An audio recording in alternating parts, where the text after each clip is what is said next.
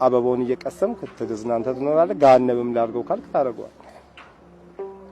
ውርስ ለማግኘት ወንድሙን የሚገል አስበው፣ ገንዘብ የሚያስበልጥ ህዝብ ነው። ፍቅር ቢኖረን ዓለም ገነት ናት።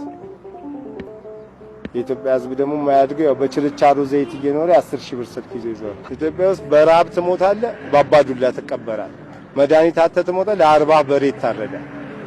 አስበው 20 ብር በቆመ ሳይሰጥ ስትሞት 80 አበባ ያቀርብላል። እላይ ካምፋየር የለብኝ እኔ ፋር የለብኝ። አስበው አንድ ፈረንጅ አይቶ ለቀብር ያው ሁሉ ህዝብ እንዲህ ምንድነው አለ። አይ ቀብር ነው። አይ ኢትዮጵያኒ ስትሞት ውድ ናቸዋል። አንድ ጓደኛ የሚገርም እናትየው 4 ኪሎ 6 ዓመት ታሞ በቃ እኔና እሱ ነው እየተፋለጠን።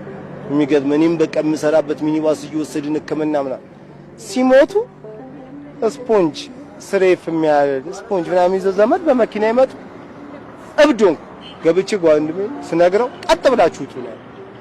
ቀጥ ብላችሁ አንድ ቀን አሰበው ኪኒን ገዝተው ያቸው የቤቱን መጥተው በመጅሊስ ሞልቷል። በሉ ፍራሹን እዚሁ ታውት እናንተ ውጡ። ለምን እሱም ሊሞት ነው። ሳር ፍራሽ ላይ እየተኛ ገባ። እብዶች ምንድነው ሰዎች አይረዷቸው። ገባ። የእውነት የሆኑ ሰዎች ናቸው የሚያብዱት። ገባ። ውሸታም የሆነ ሰው ምን ጊዜም አያብድም። እውነትን ስታጣት ነው የምታብደው። ውሸት ናቸው ዓለም ላይ ሞላው። የትም ውሸት ነው። አስቡ።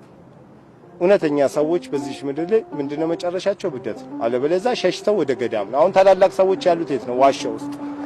አንድ እነሱም ፈሪ ነው የምላቸው መጋፈጥ ስላቃታቸው። እኔ ግን አሁን ያን ዓለም የፈለገ ቢሆን አልሸሽም። ገባ። ተጋፍጠ ነው የምታሸንፈው። ገባ። ፈሪ የሆነ ሰው ነው የሚሸሸው።